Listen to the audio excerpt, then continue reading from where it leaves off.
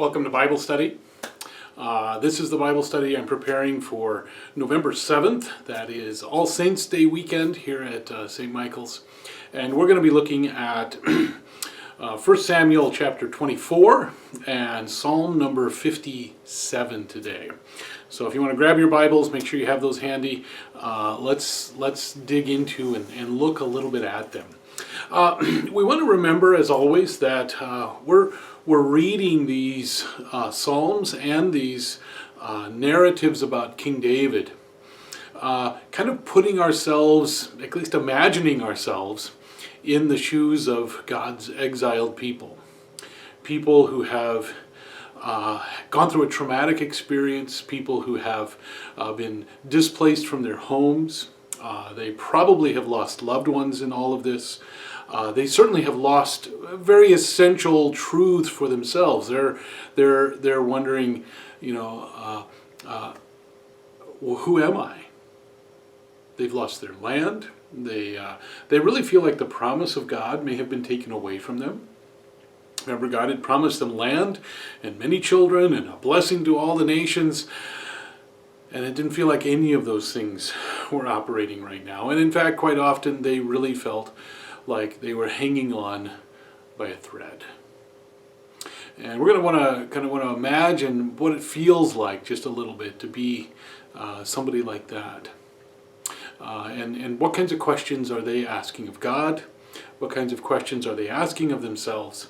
And how would it help them to remember this story of David and to hear him singing this psalm as we're going to read it in just a few minutes.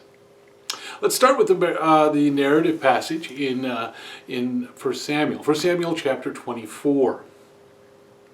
If you remember from last time, King David, or wasn't king yet, young David, is on the run. He is eluding Saul in the wilderness. And we had this story where they seemed to be running around this big rock, and Saul was on one side and David was on the other side. It felt a little like one of those cartoon versions you see on TV, Tom and Jerry chasing each other around the rock. And all of a sudden Saul got a message. He was needed somewhere else because the Philistines were attacking. And really, by the skin of his teeth, David was spared. Well, today it comes even closer. Chapter 24. Saul has gone up and dealt with the Philistine raid, and now Saul returned from following the Philistines. He was told David is in the wilderness of En-gedi. Then Saul took 3,000 chosen warriors, men out of all Israel, and went down to look for David and his men in the direction of the rocks of the wild goats. He came to the sheepfolds beside the road where there was a cave. And Saul went in to relieve himself. Now David and his men were sitting in the innermost part of the cave. I think a lot of times we come to the Bible with these expectations. We expect certain things to be in our Bible, and that's probably good, that's normal. And sometimes we can have such an expectation that we miss what's actually there. This is pure irony. And in fact, it's comedic irony. Saul, who has come down with his big force, 3,000 men, to chase after one guy and his little band of ne'er-do-wells that he's gathered around him. It seems like kind of a sledgehammer to approach to this. Saul suddenly finds himself vulnerable at the hands of the very man he has come to seek. And of course, in a, juvenilely humorous kind of way, we oftentimes, our translations don't help us with this, but in fact, the humor of the ancient Israelites was somewhat earthy. They thought these things were kind of funny. And they're written to be a little funny. If we think of it kind of as something that would be more 8th grade humor, well, they didn't. This was, for them, funny. And so you have this picture of Saul relieving himself in a cave. And in the back of the cave, there is this conversation going on. The men of David said to him, you have this picture, they're all sitting there watching. That's Saul. What's he doing in here? Oh, that's what he's doing in here. The men who were with David said to him, here is the day which the Lord said to you, I will give your enemy into your hand, and you shall do to him as seems good to you. This is a gift from God, they're saying. Then David went and stealthily cut off a corner of Saul's cloak. Saul has taken his cloak, he's thrown it aside because he doesn't want to get that soiled. Afterward, David was stricken to the heart because he had cut off the corner of Saul's cloak. He said to the men, the Lord forbid that I should do this thing to my Lord, the Lord's anointed, and raise my hand against him, for he is the Lord's anointed. So David scolded his men severely and did not permit them to attack Saul. And then Saul got up and left the cave, apparently unaware of any of these things that has gone on, and went on his way. So what is David doing here? This is really quite important, I think, for us to grasp what it is that he's got in mind. David is saying that no, Saul is the Lord's anointed. I may disagree with him. I may think he's a bad king. He may be somebody who is trying to kill me. All right, and so I have a number of logical ways that I could go in terms of taking advantage of this situation. I could say that he is threatening my life. I could say that he is a terrible king. He has been disobedient to God. God has rejected him. There's all of these things, all of these strikes against him. And I could simply notice that God has put him into my hand. He has made him vulnerable in front of me. And also that I, by striking him down, might hasten my own path to authority and kingship. But standing in the way of that for David is this very inconvenient reality. Saul was anointed by the prophet Samuel, just like David was anointed prophet, or anointed king. And while David may know that the day comes when Saul will be struck down and Saul will no longer be king, and David will be king in his place, David does not have a word from God and authority to be the instrument of God's judgment on Saul.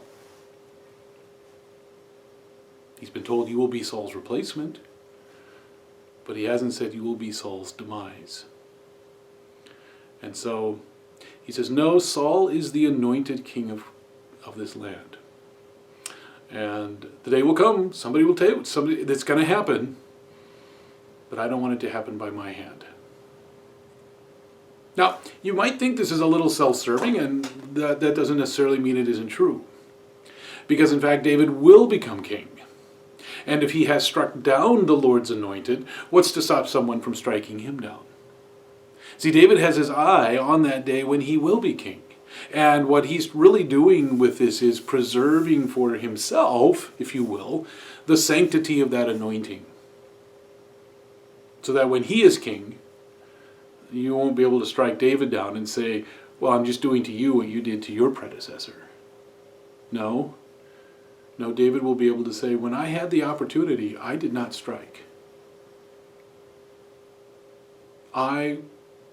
When I was given to act, I acted in accord with what God had anointed, with what God had said, and with what God had done. So after Saul leaves the cave, David also rose up and went out of the cave and called after Saul, "My lord the king!" When Saul looked behind him, David bowed with his face to the ground and did obeisance. Now that also is kind of significant, because what David is doing is he is making himself vulnerable in front of Saul. At this point, Saul could have taken out his sword and just killed him. Because when you make obeisance, you're putting your face on the ground. You are bowing low. And you can't defend yourself. David said to Saul, "Why do you listen to the words of those who say, 'David seeks to do you harm'? This very day your eyes have seen how the Lord gave you into my hand in the cave, and some urged me to kill you. But I spared you. I said, I will not raise my hand against the Lord, for he is the Lord's anointed. See, my father, see the corner of your cloak in my hand. See, I'm not kidding. I was in that cave. When you set your cloak down, I cut this off. For by the fact that I cut a corner of your cloak and did not kill you, you may know for certain that there is no wrong or treason in my hands." David is arguing that, listen, I had the opportunity and didn't take it because I'm not treasonous. I'm not your enemy, Saul. I have not sinned against you, though you are hunting me to take my life. May the Lord judge between me and you. May the Lord avenge me on you. But my hand shall not be against you. If there is judgment, the Lord will take it. I'm not going to. As the ancient proverb says, out of the wicked comes forth wickedness, but my hand shall not be against you. Against whom has the king of Israel come out? Whom do you pursue? A dead dog? A single flea? I'm a nobody, Saul. May the Lord therefore be judge and give sentence between me and you. May he see to it and plead my cause and vindicate me against you. I'm going to hand this over to God. I'm not going to try and become the trial judge, the jury, and the executioner here. Those things belong to God. Vengeance is mine, says the Lord. When David had finished speaking these words to Saul, Saul turned around and said, "Is this your voice, my son David?" And we get this sort of moment that Saul, it's like the fog clears. And Saul is back in his right mind again. Saul lifted up his voice, he wept. He said to David, "You are more righteous than I, for you have repaid me good, whereas I have repaid you evil. Today you have explained how you dealt well with me, in that you did not kill me when the Lord put me into your hands. For who has ever found an enemy and sent the enemy safely away? So may the Lord reward you with good for what you have done to me this day. Now I know you surely shall be king, and that the kingdom of Israel shall be established in your hand. Swear to me you will not cut off my descendants after me, and that you will not wipe out my name from my father's house." And so David swore this to him. And Saul goes home, but David doesn't. David goes back to the stronghold. Interesting story. David has Saul, vulnerable. He could solve all of his problems, but it wouldn't be the right way to do it. And so David doesn't.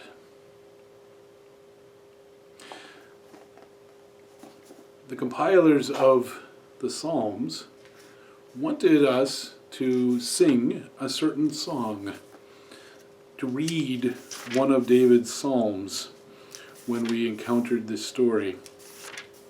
As we noted before, it's Psalm number 57, 5-7. If you want to turn to that, you may find it helpful.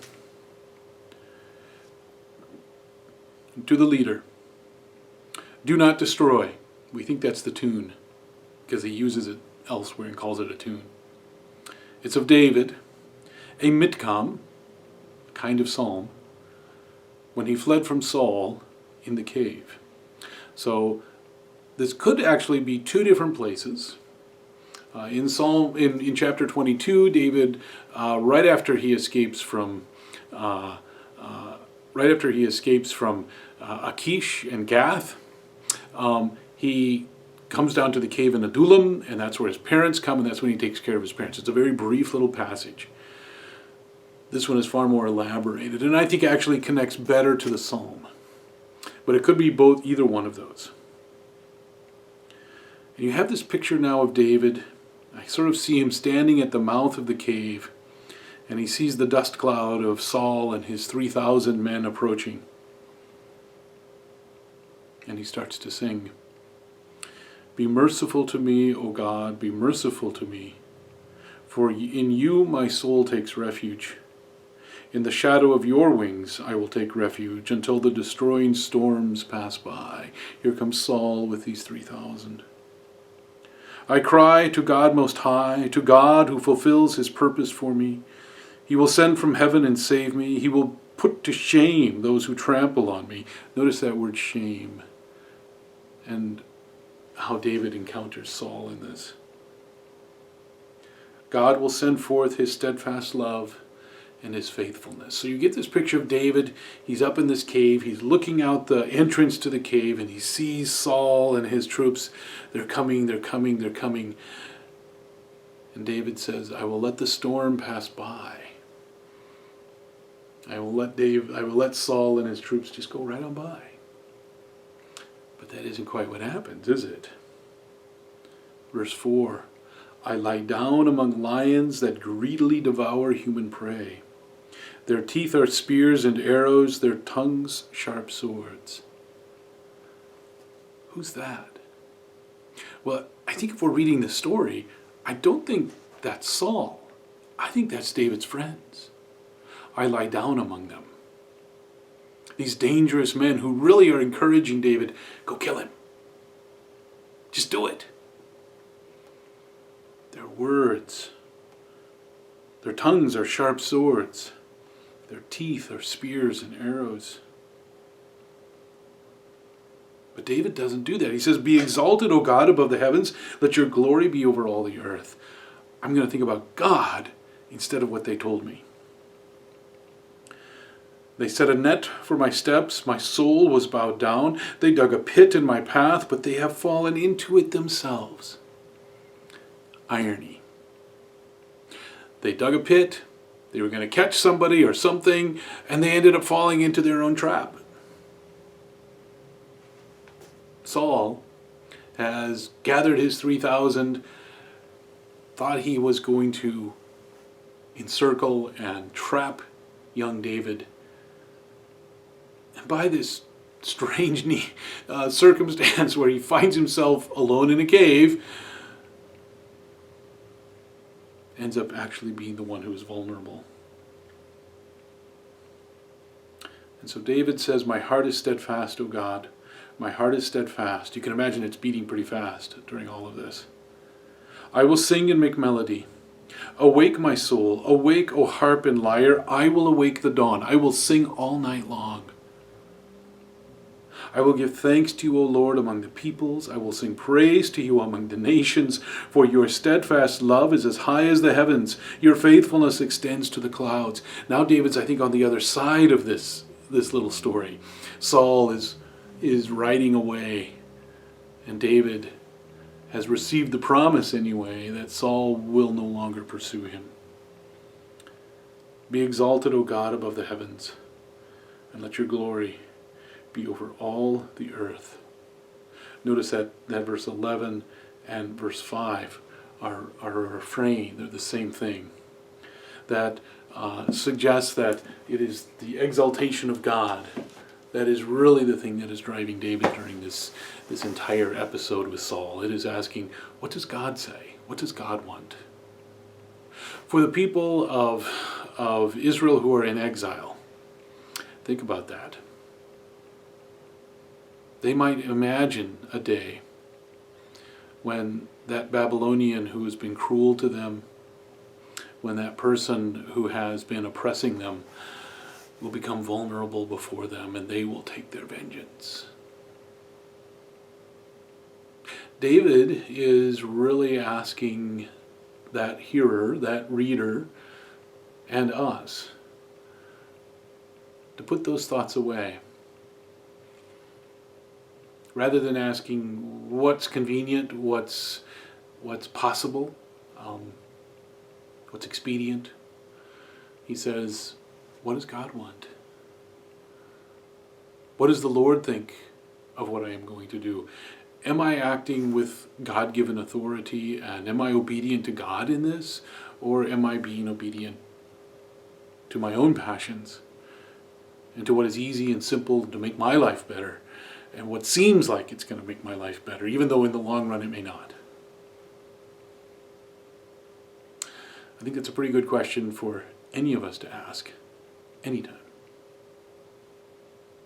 If you have any questions about this, as always, send me an email. I'd love to get that. We hope we can see you on Sunday. God bless you. Bye-bye.